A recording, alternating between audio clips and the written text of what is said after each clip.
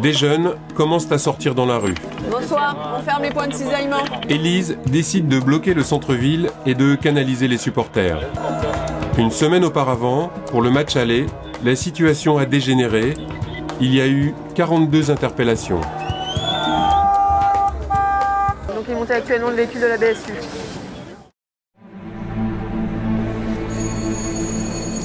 Vous pouvez vous asseoir, l'audience est reprise.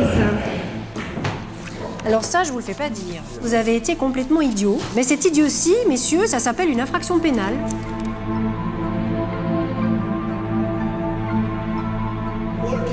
Vous cherchez quoi? Vous cherchez à rallonger votre détention? C'est ça? Pourquoi je vais la rallonger? Quand vous rentrez dans la salle d'autopsie, que vous avez 2 corps posés, et quand vous êtes effectivement une jeune femme, vous avez les vieux briscards du commissariat de la gendarmerie qui attendent qu'une chose, c'est que vous tourniez de l'œil. Faites attention à vous. Le plus important, c'est que tout le monde revienne en bonne santé et qu'on n'ait pas de blessés à l'issue. Après, on verra ce qui se passera. Hein. Ok? Allez, bon courage à tout le monde.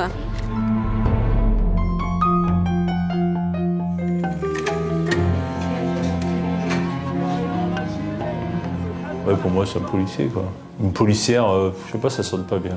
La capitaine, voilà. On s'est mis au féminin aussi. Le commissaire, la commissaire, je laisse faire. La substitute, je trouve que c'est pas très beau, une substitute. Si vous voulez prendre le féminin, on va vous dire elle est féministe. Vous prenez le, ah bah oui, mais elle préfère singer les hommes et rester dans une appellation plus masculine. Alors, choisissez.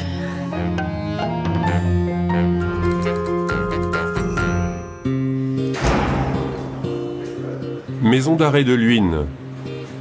Ici, 730 détenus sont en attente de jugement ou purgent leur peine. Tous des hommes.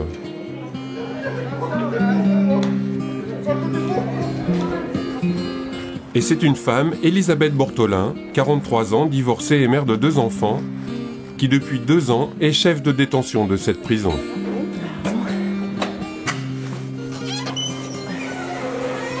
Tous les matins, le même rituel, se faire ouvrir 8 portes et 4 grilles pour atteindre son bureau.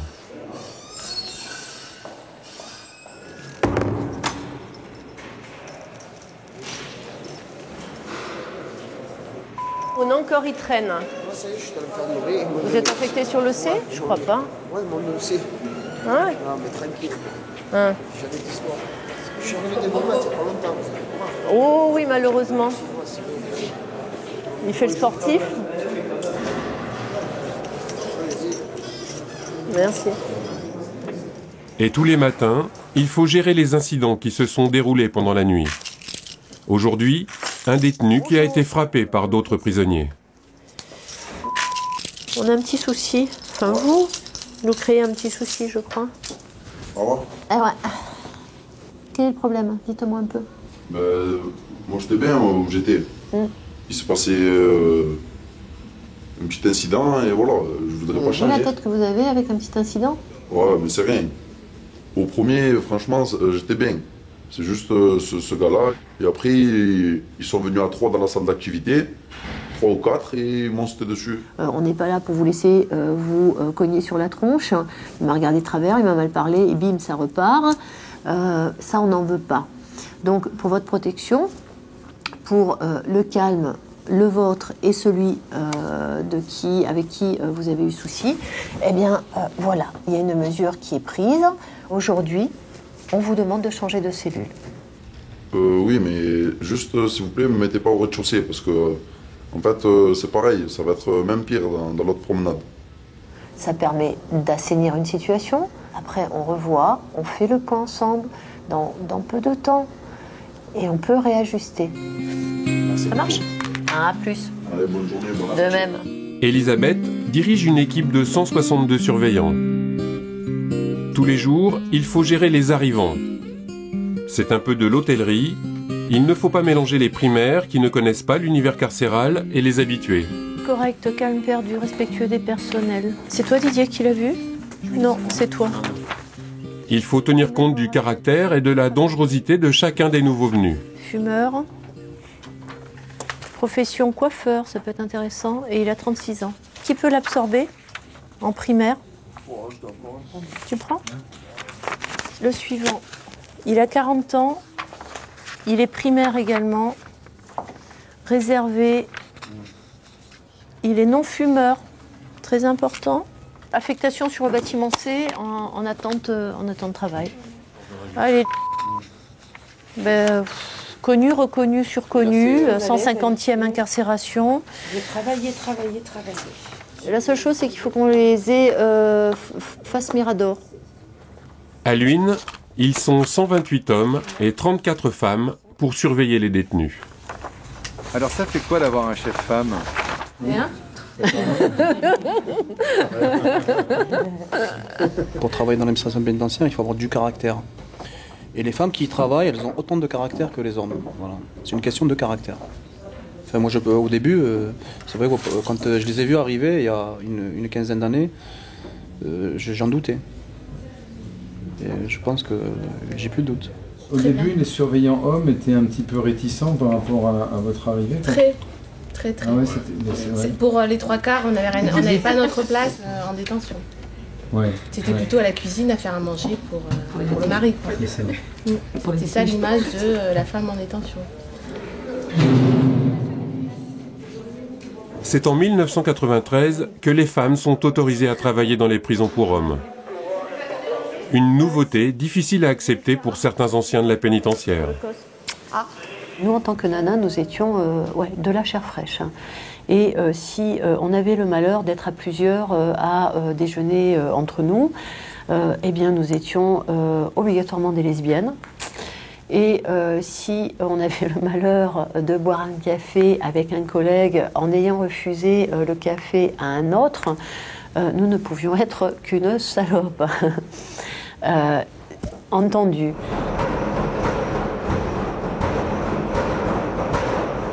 On va se faire là sur le mouvement promenade un petit contrôle. Les détenus frappent les portes de leur cellule.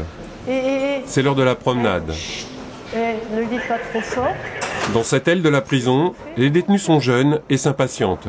Ce qu'on fait par contre avec le détecteur, on leur fait lever un pied et un autre. Un moment particulièrement tendu pour les surveillants. Elisabeth a décidé de faire un contrôle surprise. On commence par le fond de la coursive, les lumières, les télés sont éteintes. La semaine dernière, ils ont découvert des téléphones portables cachés dans les chaussures. Vous laissez la chaise en cellule.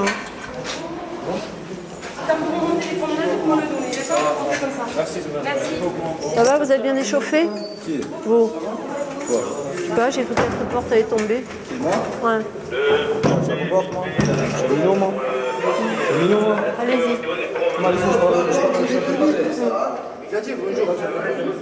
On a des gens de plus en plus difficiles en face de nous, des CAPSI de plus en plus, donc beaucoup plus de violence et complètement inattendu. Bonjour, gars qui nous a dit bonjour surveillant tous les jours de façon bien. À un moment donné, le surveillant ouvre la porte, il se prend un pain et voilà. On ne sait pas pourquoi. Si on n'a pas une notion de solidarité, d'entraide, on est foutu, quoi. Pardon? Quoi? Je fais un striptease gratuit ou quoi? Je regarde le temps que vous mettez alors que vous devriez être prêt. Plus que prêt. Depuis 8h30, voilà. Je suis là, j'attends, je voulais vous envoyer les à la fin. La veille, ça se met. La veille? Eh oui. Ça va 8h, c'est pas la veille. Dépêchez-vous. Je sorti la chaise, on a le droit de prendre la chaise. Vous n'avez pas à sortir les chaises et cellules. On reste debout alors. Comment? On reste debout en activité. Eh bien écoutez, si au fur et à mesure les chaises n'étaient pas détruites quand on les met en salle d'activité, ça irait mieux. Ça fait 3 ans que je suis là, ça fait 3 ans que je remets ma chaise en activité. Oui. Il n'y a jamais eu de chaise en activité. Et moi je vous dis qu'il y en a eu.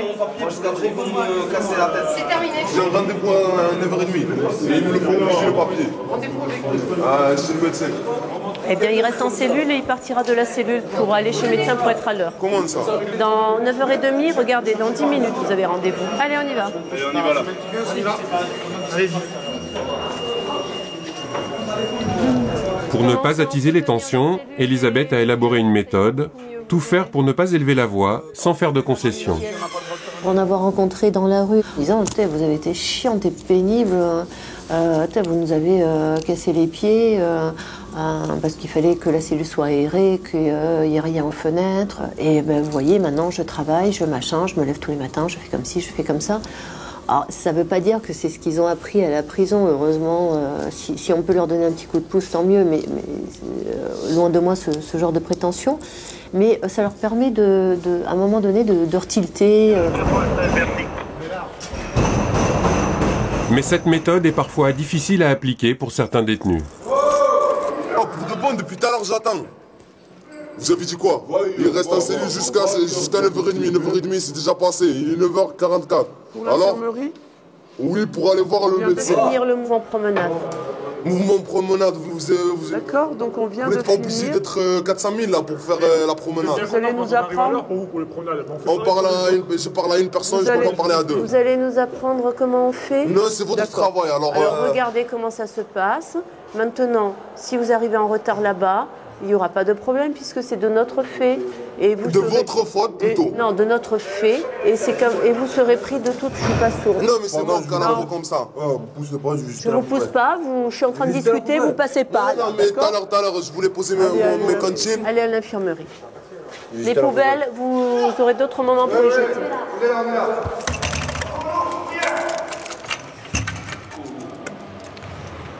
Jeune homme, vous cherchez quoi là?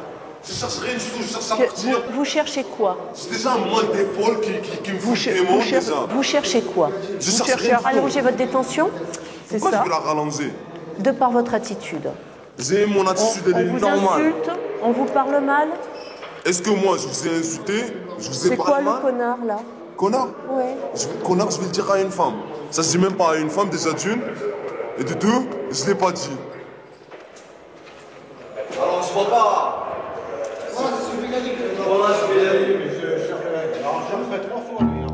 Ceci, l'intervenant. Ce soir, petit dîner à la maison avec des collègues de la pénitentiaire. Non, ça me botte ce que je fais. Elisabeth est divorcée et ses parents viennent souvent lui donner un coup de main. Et ça sera des betteraves rouges. Pourvu que ça plaise aussi. Mais c'est toujours bon. Quand les gens y reviennent, c'est que c'est pas mauvais. Quand vous imaginez votre petite fille quand elle avait 3, 4, 5 ans, l'âge de vos petits-enfants aujourd'hui, Oui. est-ce que vous pensiez qu'un jour, elle serait dans cette profession, c'est-à-dire... À l'âge de, disons voir 12 ans, oui. Je me pensais ça parce qu'elle découpait tout ce qu'elle pouvait trouver sur les prisons. Parce qu'elle disait toujours, on a des choses à faire en prison, on peut aider. Et quand elle m'a dit qu'elle allait dans la pénitentiaire, j'ai dit bon bah c'est tout, c'est son choix. C'est tout de même très dur comme métier. Ouais. Et surtout pour une femme. Vous pensez que c'est pas un métier de femme? Si, c'est un métier de femme, mais il faut avoir la volonté. Bon, je sais qu'Elisabeth, elle a pas mal de volonté, je comprends. Mais moi, je voyais plutôt un homme dans les prisons. Pendant ces 15 ans de carrière, là, est-ce qu'elle a changé un peu? Elle est endurcie, c'est tout. Et c'est le métier qui le veut, parce qu'elle en voit de toutes les couleurs, alors elle ne peut pas s'attendrir sur chaque chose. Et puis, il faut trouver une solution à tout. Et voilà, pour elle, elle s'est, comme on dit, elle s'est blindée. Je suis moins dans la compassion, machin. Si je suis comme ça tout le temps, mais attends, moi j'en crève, quoi. J'en crève, hein. Il y a des audiences qui me font mal aux tripes, au boulot, mais après tu peux pas prendre toute la misère. J'ai besoin quelque part aussi de cette protection pour pouvoir être bien avec mes mouflets, quoi. Et puis c'est le plus important. Sortez la cuisine.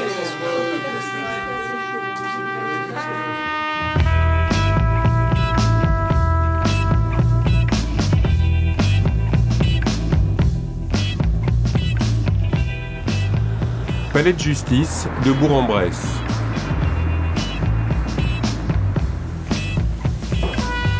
Marie-Christine Tarard est procureure de la République depuis 22 ans. Aujourd'hui, le tribunal se réunit pour une séance de correctionnel en comparution immédiate.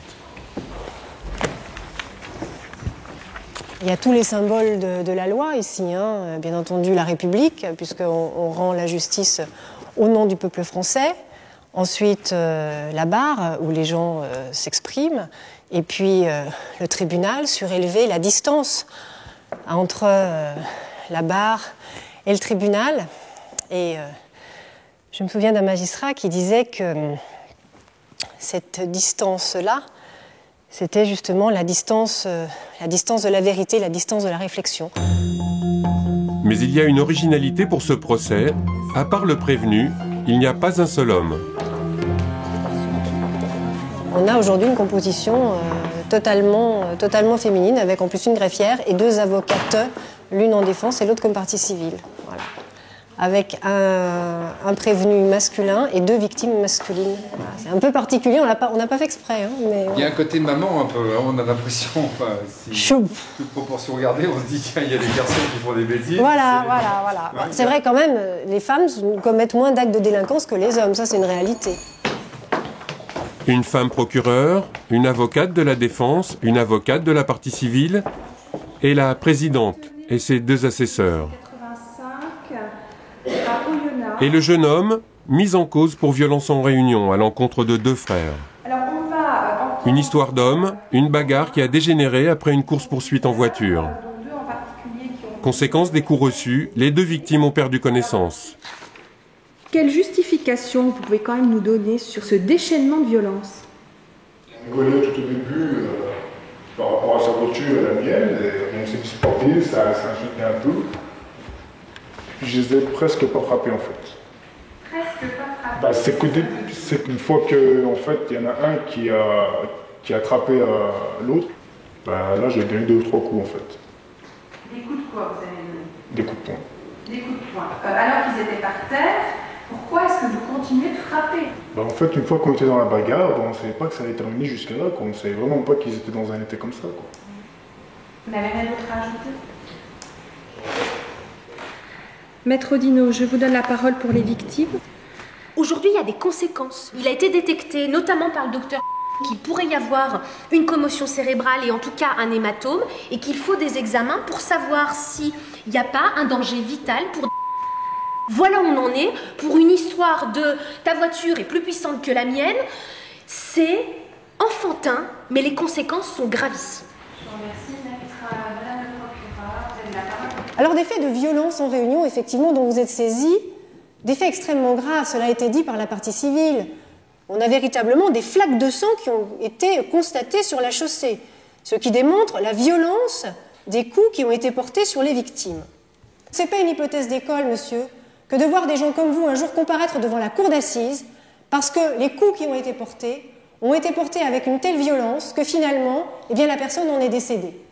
Et après, c'est un peu court que de venir à la barre et dire « je regrette, je ne l'ai pas fait exprès et je ne pensais pas que ça irait jusque-là ».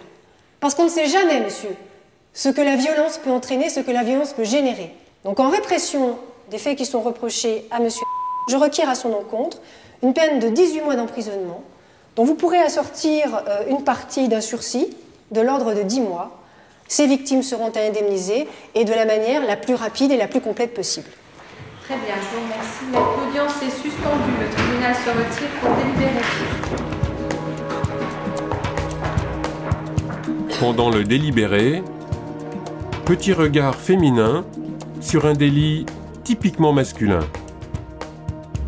C'est pas quelqu'un qui aurait des tas de procédures en cours, c'est pas ça du tout. Hein. Non, mais je pense qu'il y a effectivement cette espèce de petite intolérance à celui. Voilà, dit ma consoeur. C'est vrai. C'est typiquement de voiture de femme. Non, pas du tout en train de dire oui, c'est une voiture. Encore que ça évolue, hein. C'est-à-dire que dans les jeunes générations, pour les places de parking. Ça ne va pas au-delà finalement on n'ouvre pas notre vitre en lui disant ta voiture, elle est beaucoup moins puissante que la mienne. C'est-à-dire que nous, les voitures, on s'en fiche un peu quand même. Le frère de l'accusé, lui, regrette que le tribunal soit exclusivement féminin. Le tribunal doit représenter le peuple. Le peuple n'est pas fait que de femmes. Devrait être mixte. C'est vrai qu'il y a les lois. Après, une interprétation des lois qui n'est pas pareille par des hommes ou la femme. Tout à l'heure, il y avait l'avocate qui a rigolé quand on a parlé des caractères des hommes un peu qui criment un peu en voiture. L'avocate a rigolé.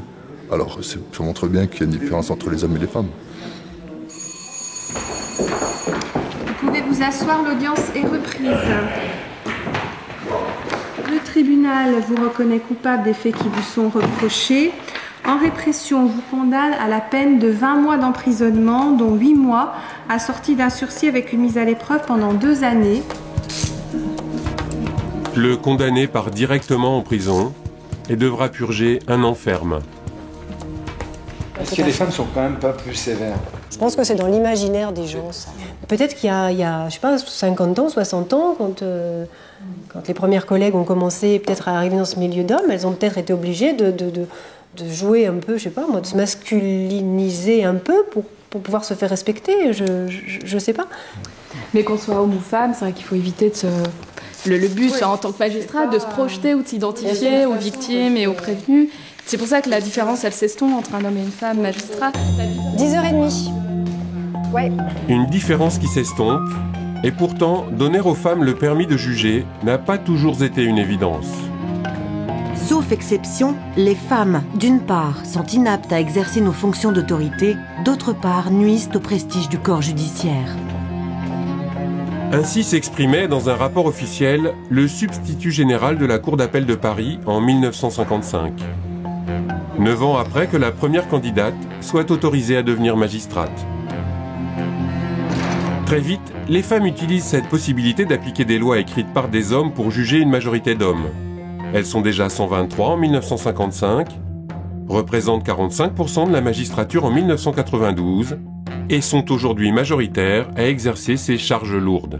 Les femmes ont été autorisées à rentrer dans la magistrature en 1946, c'est-à-dire juste après la guerre. Il y avait eu plusieurs tentatives auparavant pour les faire rentrer, mais bon, qui échouaient toujours parce que on disait que les femmes n'ayant pas les droits politiques ne pouvaient pas être juges, voilà. À partir du moment où il y a eu des femmes ont été admises, il fallait surtout qu'elles se conforment à ce qu'on attendait d'elles. Il y a même une des femmes que j'ai interviewées qui était rentrée justement dans la magistrature à la fin des années 40 et qui me disait qu'elle avait su qu'elle était intégrée dans la magistrature, enfin que ses collègues l'avaient vraiment acceptée le jour où ils l'avaient appelée « mon vieux ». Moi, quand j'ai commencé à travailler, il y avait encore des vieux gendarmes. Donc certains avaient tendance à ne pas du tout écouter ce que je pouvais leur dire. Cette espèce de truc, c'est une femme, forcément, elle n'a pas forcément tout bien compris, quoi. C'est vrai qu'il y a des choses que je ne comprenais pas forcément bien parce que j'étais pas chasseur et quand on me racontait des affaires de chasse, je ne comprenais peut-être pas tout à fait comment ça s'était passé, mais il y a des tas d'hommes qui ne vont pas à la chasse et qui n'auraient pas plus compris que moi, quoi. Bon. Enfin, moi, j'ai souvenir dans mes premières années de fonction d'avoir été de permanence et d'avoir été appelée à me transporter sur le lieu d'un fait grave. Et donc d'être partie comme ça du tribunal avec une tenue vestimentaire qui n'était certainement pas adaptée pour l'endroit où j'allais, dans une cour de ferme avec de la boue partout. Quand vous êtes avec des petits escarpins, un petit tailleur, etc. C'est vrai que les gendarmes avaient un petit sourire entendu en se moquant un peu du substitut qui était là avec ses petites chaussures et qui ne savait pas trop où mettre les pieds. Et ce qui m'a valu, quand j'ai quitté mon premier poste de substitut et que j'ai été nommée procureur, de recevoir comme cadeau de la part des gendarmes un treillis de gendarmerie. Donc je pense que c'est quelque chose qu'on n'aurait pas fait à un homme, par exemple. Voilà. Donc, mais ça m'a servi parce que j'ai eu l'occasion de l'utiliser. Voilà. Être femme complique-t-il ou facilite-t-il les auditions? Oui, là, après. Ont-elles plus de compassion? Ont-elles la main plus lourde ou même des réflexes sexistes? Priorité aux femmes, allez. Ce matin, Marie-Christine reçoit dans son bureau des prévenus qui ont reconnu les faits pour des délits mineurs. Au terme de l'audition, Madame le procureur pourra proposer une peine sans passer par la case correctionnelle. Premier cas de la matinée, une toxicomane connue des services de police. Elle s'est fait contrôler au volant en état d'ivresse. Et vous aviez avec vous en plus une bouteille de whisky dans la voiture. Pour vous, tout allait bien? T'as preuve que ça n'allait pas bien. J'étais apte à conduire. Vous étiez apte à conduire, madame? Vous aviez presque 3 grammes d'alcool dans votre organisme. Et ce matin, là, vous avez bu quelque chose avant de venir, là? Pas du tout, non. Vous êtes sûre? Ah non, je boirais. Non. Je ne suis pas tout à fait certaine, madame. Bon, alors, c'est fait. l'infraction pénale qui vous est reprochée. C'est une infraction pénale de conduire son véhicule avec de l'alcool dans son organisme. Oui. Vous le savez. Oui. C'est un délit. C'est un délit qui est grave. Bon, j'ai eu 10 ans de toxicomanie, j'ai pris l'héroïne. Je me soigne également. J'ai arrêté l'héroïne, donc là je suis sous méthadone. Mais l'alcool a repris le dessus. Et ne changez pas une dépendance par une autre. Donc que ce soit compliqué, que ce soit difficile, que ce soit douloureux, j'en ai conscience, c'est sûr. Mais maintenant, il faut impérativement, madame, que vous preniez conscience que vous vous mettez en danger, que vous mettez en danger les autres et qu'il faut réagir, On a que ça comme issue, on prend... Voilà. Vous n'avez pas forcément que ça comme issue, madame. Votre vie, elle n'est pas terminée. Je suis embauchée, je sais, la chance. Vous avez la chance d'avoir... Vous avez un métier, vous avez du potentiel. Voilà, ce potentiel. On oublie tout. On oublie tout et on se réfugie. Là où il fallait peut-être pas, mais... En tout état de cause, il n'est jamais trop tard pour réagir, madame.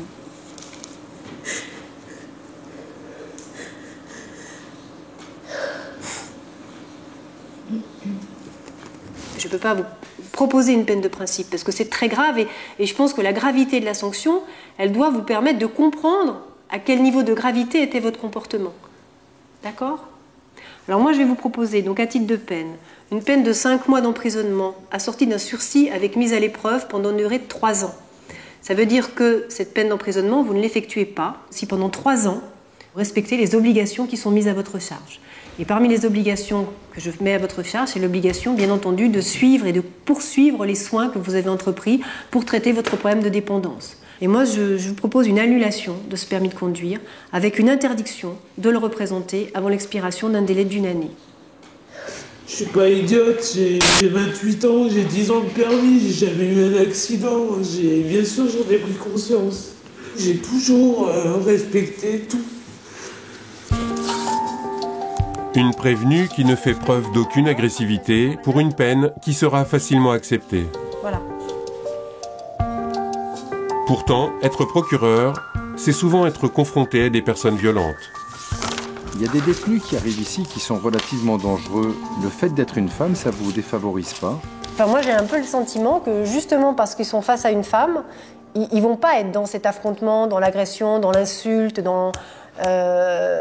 et que quelquefois on voit des procès-verbaux où on lit que les gens ont été extrêmement injurieux, enfin bon, on dit des choses. Et quand ils arrivent dans le bureau, la plupart du temps, c'est « bonjour madame ». Enfin, si on sent que quelqu'un s'énerve, vraiment s'énerve, à ce moment-là, moi j'arrête. Je dis à l'escorte, vous le redescendez. Monsieur, quand vous serez calmé, on recommencera. Mais on s'arrête là. Voilà.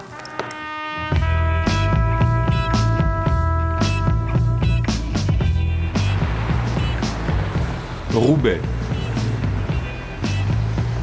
La numéro 2 du commissariat central est ici une jeune maman de 30 ans. Vous allez bien? On s'adapte? Commissaire depuis 2 ans, Élise Cyr-Jacobs a fait Sciences Po et du droit pénal avant de réussir le concours. Donc un petit t-shirt, on ne pourra pas avoir trop froid. 5 ans d'études pour avoir le droit d'enfiler la tenue réglementaire. Donc le gros blouson hiver. Ça peut apparaître comme un peu difforme pour une femme.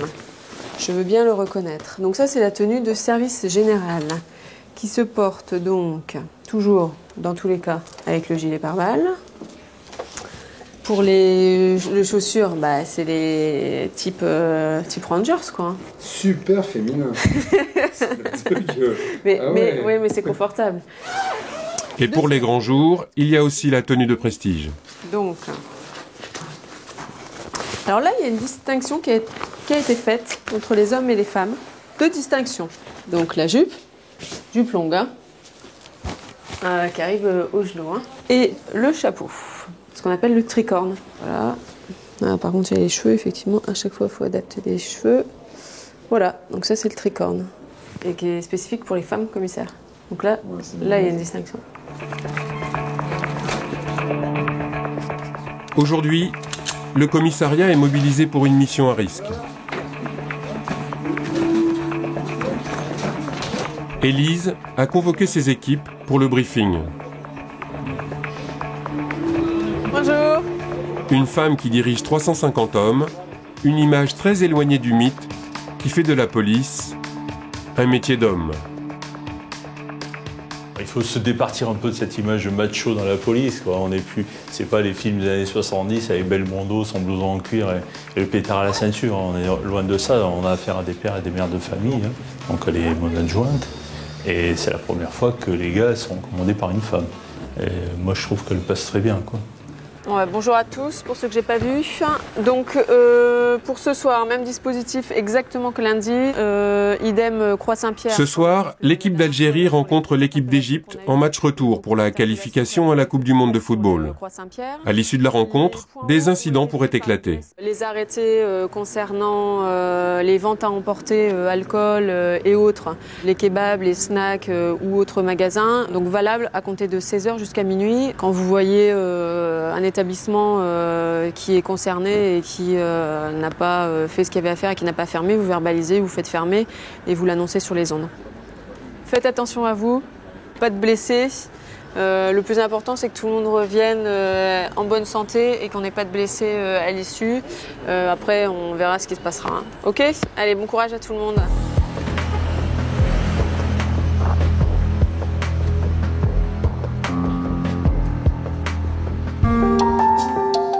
Marie-Louise Fimeyer a connu l'époque où il n'était pas évident pour une femme de commander un service de police.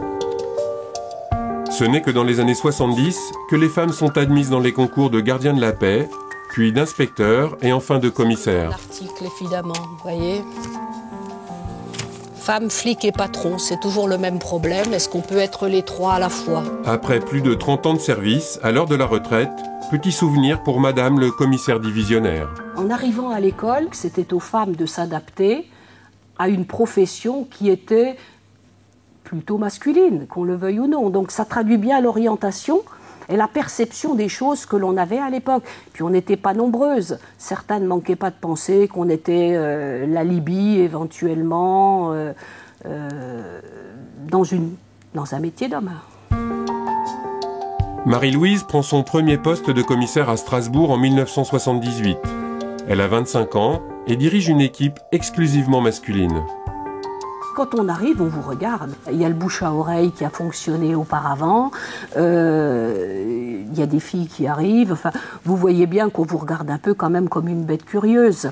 Parce que les femmes inspecteurs à cette époque, on les trouvait dans les brigades des mineurs, dans les services de délégation judiciaire, mais relativement peu dans des services, j'allais dire, extrêmement opérationnels ou très dynamiques.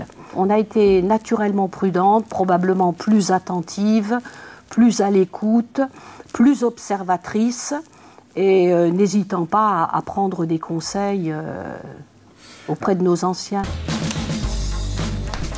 Aujourd'hui, presque 25% des postes de commandement dans la police sont attribués à des femmes. Annie Requin, 45 ans et déjà 24 ans de métier derrière elle. Un quartier sensible, vous nous suivez ? Commandant, elle est chef de l'unité sécurité et proximité de Sainte-Geneviève-des-Bois, en banlieue parisienne. Elle gère 86 policiers, dont 15 femmes. Et pour les patrouilles, elle veille à équilibrer les effectifs. Selon les interventions, c'est bien qu'on ait une femme dans les brigades, 2, pourquoi pas, mais 3, ça deviendrait peut-être un peu critique dans le sens où on pourrait se retrouver un jour un équipage de femmes et ça, peut-être sur les interventions, c'est pas forcément souhaité, ne serait-ce que pour les rapports de force. Chauffeur, vous refaites un tour, Allez, on avance, on va descendre tous. Ce matin, opération chien renifleur dans une barre d'immeuble à la recherche de stupéfiants. Allez, go! Annie a grimpé tous les échelons de la hiérarchie un par un. D'abord simple gardien de la paix, elle a passé tous les concours internes pour devenir officier en 1994. Elle a tout connu, la police en tenue, la BAC et la brigade des mineurs. Flic, une histoire de passion. L'assistance aux personnes, rendre service, courir après les voleurs, en fait tout ça c'est quelque chose qui m'a passionné. C'est vrai qu'en 1986, on disait la police était métier d'homme. Aujourd'hui, on ne le dit plus. Mais pour moi, je pense être à ma place. Faites les pelouses un peu. Parce que c'est de là qu'ils jettent, en fait.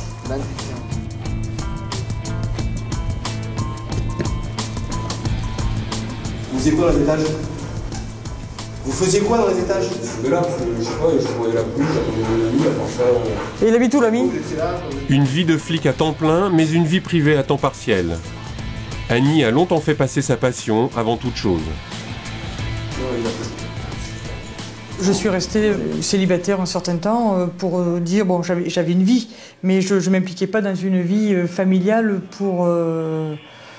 et de couple pour pouvoir préparer mes concours et m'investir. Parce que à une époque de ma vie, c'était ma priorité. Peut-être le seul regret que j'ai, c'est peut-être la parenthèse qui a fait que je n'ai pas d'enfant aujourd'hui, mais bon, moi je mets ça sur la vie. La première, elle a des trous. Ah. La première, elle a des trous. C'est une touche féminine, ça, quand même. Ah, c'est une touche maman. C'est une touche maman, ouais, on va dire c'est une touche maman. Pas féminine, maman. Maman, ouais. Tu nous as fait Dani. Oh, des jeunes, je parle des jeunes filles.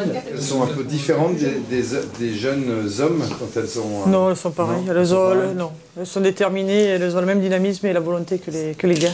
C'est vrai que quand on arrive... Il faut s'imposer peut-être plus... Il faut démontrer qu'on est capable. Faut... Il y a un moment d'intégration, mais une fois qu'on est intégré, c'est bon. Il y a des femmes sur le terrain qui...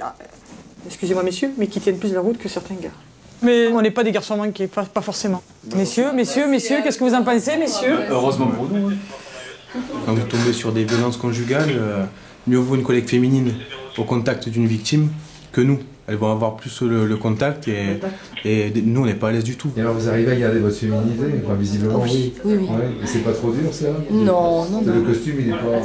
Non. Il est pas très saillant on va dire. Hein, non. Bah, moi c'est vraiment un costume, un uniforme que j'ai vraiment voulu mettre depuis vraiment mon enfance. Quoi. Moi c'était vraiment, je jouais pas à la poupée, je jouais au pistolet. Quoi. Moi c'était vraiment... Donc pour moi c'était un rêve. Allez on contrôle hein. On contrôle. C'est du systématique hein. Ben, je crois qu'une femme doit en faire davantage. Il faut qu'elle en fasse plus qu'un homme.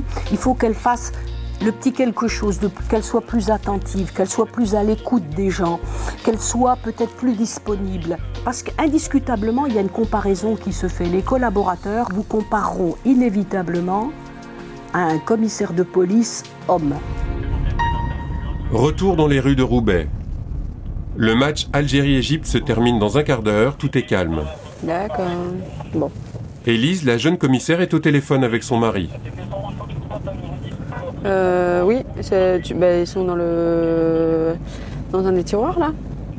D'accord. Il faut lui remettre la tétine si jamais. Ce soir, il est seul pour s'occuper de leur bébé de 6 mois. J'en note après là. Oui. Les interpelles, elles ont été faites aux alentours de 19h30. Apparemment des mineurs qui avaient des bonnets de péruviens. À tout à l'heure. Oui. T'es encore là? Ouais, donc je te disais, le 3e tiroir en bas, voilà, c'est ça. Bon, allez, à tout à l'heure, ok? Bon appétit. D'accord, ok, ça marche. À tout à l'heure. Bah, bravo, il faut tout gérer en même temps quand même. Hein. Oui. C'est mal, hein? Ouais. Le bébé a du mal à s'endormir, c'est normal. Et puis voilà. Puis de l'autre côté, c'était pour faire le point sur les interpellations. Fin du match. On arrive à proximité. Hein. L'Algérie a gagné 3-2. Des jeunes commencent à sortir dans la rue. Bonsoir, on ferme les points de cisaillement. On va fermer tout parce qu'il y a trop de véhicules qui se rapprochent. Élise décide de bloquer le centre-ville et de canaliser les supporters. Une semaine auparavant, pour le match aller, la situation a dégénéré. Il y a eu 42 interpellations. Faut garder un œil sur ceux qui se massent le visage. Ouais. En fait, il y a eu une bouteille de bière là qui a été jetée sur le véhicule de la police municipale. Donc là, il fait de procéder à l'interpellation. 820 bravo.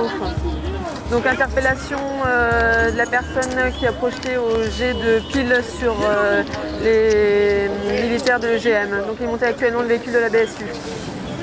Petit débrief à l'adjoint au maire, inquiet. Police 3. Police 3, délinquant 0. Vous êtes tout de suite interpellés. Ça rigole pas. 3 interpellations plus tard, les rues de Roubaix se vident. Au final, une soirée plutôt calme. Policières, procureurs ou surveillantes de prison, elles sont femmes de loi. Leur quotidien est d'appliquer et de faire respecter la loi. Ouais, 31e chambre. C'est en dessous la 10e. Catherine Charles, elle aussi, est une habituée des prétoires et des prisons. Mais de l'autre côté de la loi, celui des femmes, compagnes ou mères de détenus. Aujourd'hui, Catherine se rend au palais de justice de Paris. Pardon, monsieur. Elle connaît bien les lieux.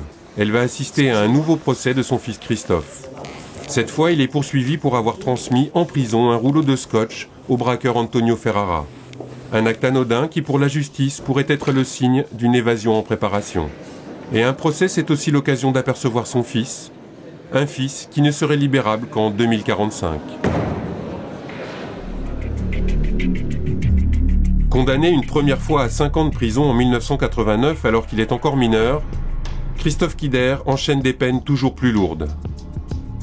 6 ans en 1997 et surtout 30 ans pour meurtre et vol à main armée en 1999 pour un braquage de convoyeur de fonds qui a mal tourné. En 2001, il tente de s'évader de Fresnes avec un codétenu.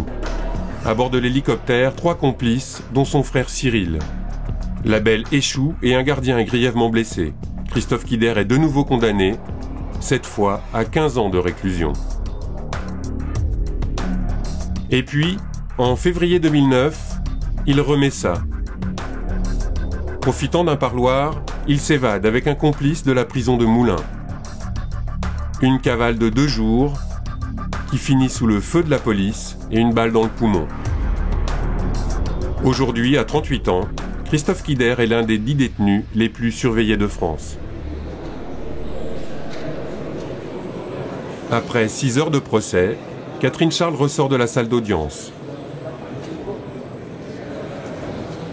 Une nouvelle peine et quelques années en plus à attendre.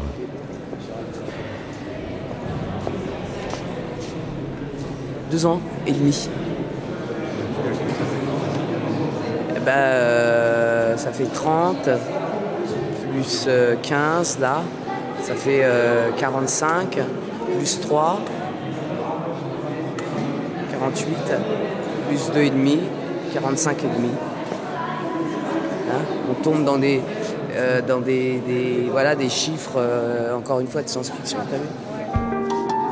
Catherine, comme après chaque audience, est entourée par les membres de l'association Harpie qu'elle a créée pour sortir les longues peines de l'oubli. Un quotidien chaotique mais un cœur de mère indestructible dans la crainte permanente d'une mauvaise nouvelle. Bien sûr, c'est grave ce qu'il a fait. Le dernier parloir où j'avais été, il m'avait dit « Maman, elle était extraordinaire, la mère du jeune Humbert, tu sais, cette femme qui a euthanasié son fils. » Et moi, je ne comprenais pas. Je disais « Mais oui, de toute façon, elle a abrégé ses souffrances, mais je sais pas, ça doit être terrible, je sais pas, moi, je pourrais peut-être pas faire un truc comme ça. » Et j'ai saisi toute l'importance. Il m'a dit, c'est une mère extraordinaire. Imagine-toi un fils qui peut plus se gratter, qui peut plus rien faire et qui te demande aide-moi à mourir, c'est le plus bel acte qui soit. Et tout ça, ça m'est revenu. Il est en train de me dire, s'il se passe quelque chose, il faudra que tu acceptes que je préfère mourir plutôt que tu me gardes vivant pour ton confort affectif ou moral. La maison d'arrêt de Lyon-Corbas où est emprisonné Christophe Quider permet aux familles des détenus à l'isolement de leur apporter, à l'occasion des fêtes de Noël, un colis de 5 kilos. Alors Catherine, pour l'occasion, a mis les petits plats dans les grandes barquettes. Ça c'est... Rillettes de saumon faites maison. Faites maison, par Francine. Là, on a un émincé de bœuf mariné. Gambas sautées. Et des acras de crabe. Et c'est vachement important qu'un mec en tôle, donc mon fils en l'occurrence, Christophe, il puisse aussi avoir un repas bien plus qu'amélioré, exceptionnel. Oui. Alors ça c'est la barquette de l'amitié ? L'amitié, oui. C'est pas la boîte de Pandore, c'est que du bon là-dedans. Voilà. Il n'y a pas les mots de la terre. Voilà. Là c'est, on a dit... La fraternité. La fraternité. La tendresse. La tendresse. La tendresse, bordel. Alors c'est impératif en prison que les crevettes soient décortiquées. Et contrairement à la légende, on peut pas rentrer d'orange en prison, faut le savoir. Ni de clémentine, ni... D'accord ? Donc c'est vraiment un mythe. On peut ramener que des produits cellophanés, mis sous vide et transparents. Parce que nous sommes Tout doit être transparent. Même une orange pourrait cacher une arme ou un explosif. Dans les barquettes, ça perd de son cachet, forcément. Mais je suis particulièrement contente, là. Elle vient de le faire, je vais aller le mettre au frais et il l'aura demain. Donc c'est super. 8 h du matin, direction Lyon pour le parloir de Noël. Tous les mois, Catherine fait la route pour voir son fils. 10 heures de voiture dans la journée pour 45 minutes à passer avec lui. C'est Catherine, il est là, Cyril? Tu me le pas, je vais lui souhaiter son anniversaire. Cyril, bon anniversaire. Hein. Au bout du fil, son autre fils, Cyril. Tu bosses pas? Ouais. Après avoir purgé une partie de sa peine pour la tentative d'évasion, il est aujourd'hui en liberté conditionnelle. Voilà, je vais dire à Christophe que je t'ai eu, que tu l'embrasses.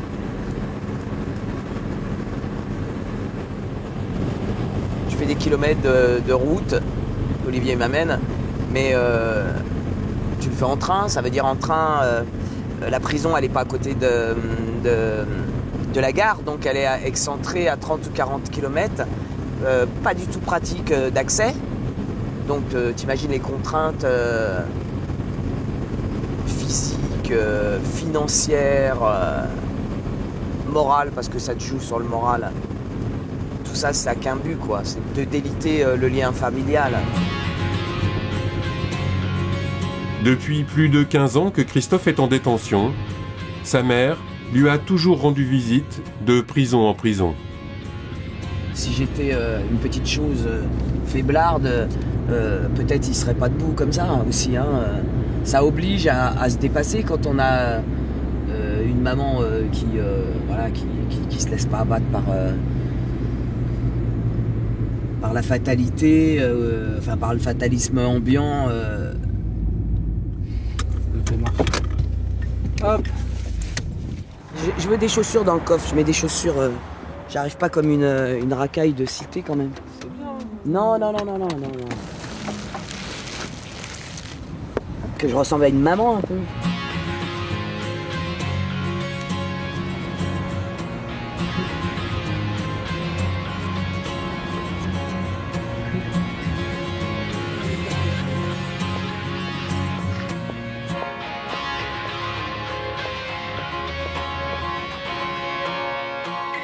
Exceptionnellement, pour Noël, le parloir a duré 1h30.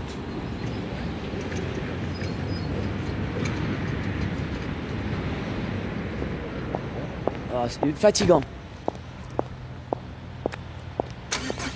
Et ça faisait un moment là que je l'avais pas vu, que c'était pas vu. C'était un peu, il a des plaques sur le visage, l'isolement quoi, les nerfs. Il te parle, il est super calme et tout son corps bouge et en mouvement sans arrêt, c'est horrible.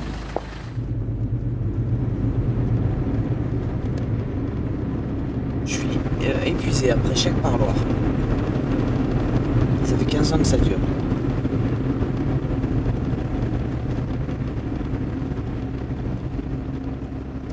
Il fait beaucoup de sport, tout ça, mais dans une salle, mais c'est pas suffisant. Il me disait, j'ai envie de rien. Pour parler de son état, il nous a dit c'est comme un athlète qui se prépare pour une compétition et une compétition qui n'aura jamais lieu puisque quand tu te mets en forme comme ça, c'est pour la vie en fait. Et il a certainement conscience qu'il n'y a pas de vie après ça.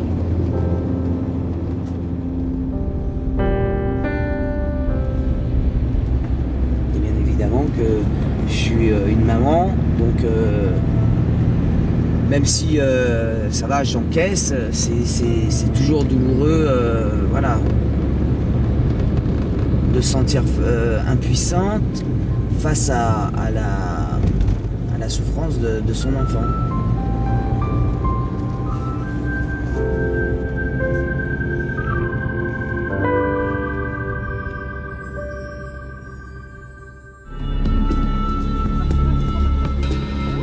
Retour à la prison de Luynes.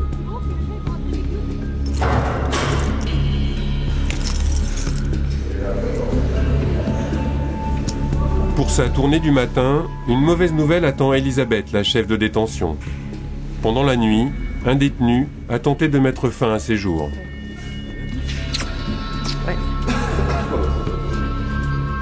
Les morts par suicide, 115 rien qu'en 2009, sont la hantise des surveillants. Comment il s'appelle? À 4h du mat, les agents ont super bien réagi. Massage cardiaque, bouche à bouche, tout ça. Et du coup, ils l'ont sauvé parce qu'il est reparti vivant à l'hôpital. Enfin, le corps va être communiqué. Et après, je sais pas ce que ça exactement. Waouh, génial. Et encore son chant. C'est chant? Ouais. Donc, bouche à bouche, massage cardiaque, direct, etc. Ils sont trop bons, les types. Un suicide, c'est malheureux. On le vit comme un échec, mais on le vit en plus comme... On a en plus un sentiment de culpabilité parce qu'on est tellement à nous demander des explications sur beaucoup de choses, comment ça s'est déroulé, où on était, comment, etc., qu'on finit par culpabiliser. Allez, on est parti. Allez-y, je vous en prie. Le plus grave, les suicides, les bagarres ou les vols. Mais aussi le quotidien, comme les retards sur les colis. Autant d'événements qu'Elisabeth doit résoudre au plus vite pour éviter que les tensions ne s'enveniment entre ces hommes, enfermés parfois pour de longues années. Il est où le sac de linge? Quel est le problème? Quand? Depuis le 16 décembre. Il y a d'autres moyens de communication que taper comme des jobards. Yes. Yes, c'est? Ouais. Allez, on est parti. Là. Alors pour les anciens, comme cet habitué de l'univers carcéral, l'arrivée des femmes en prison a été une vraie révolution. Au tout début, la première fois que j'ai vu une femme, c'était à la maison d'arrêt de Nice.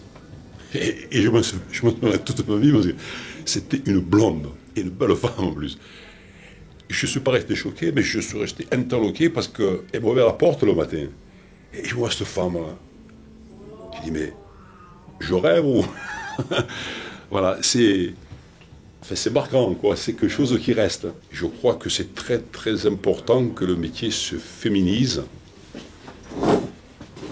Parce que la femme, c'est la femme et ça restera toujours la femme, c'est sûr. Hein. Ça apporte un peu de douceur, ça apporte un peu de bienveillance. Voilà. Rien que le parfum d'une femme, le parfum. C'est très important. Le matin, une femme vous ouvre la porte de votre cellule et vous sentez ce parfum. Parce qu'il y en a quelques-unes qui mettent du parfum. Et souvent du très bon parfum. Je sais pas, ça apaise. Ça rend plus serein, ça apporte quelque chose à la journée, disons. Voilà. Allez, zou. Au revoir. Au revoir la maison.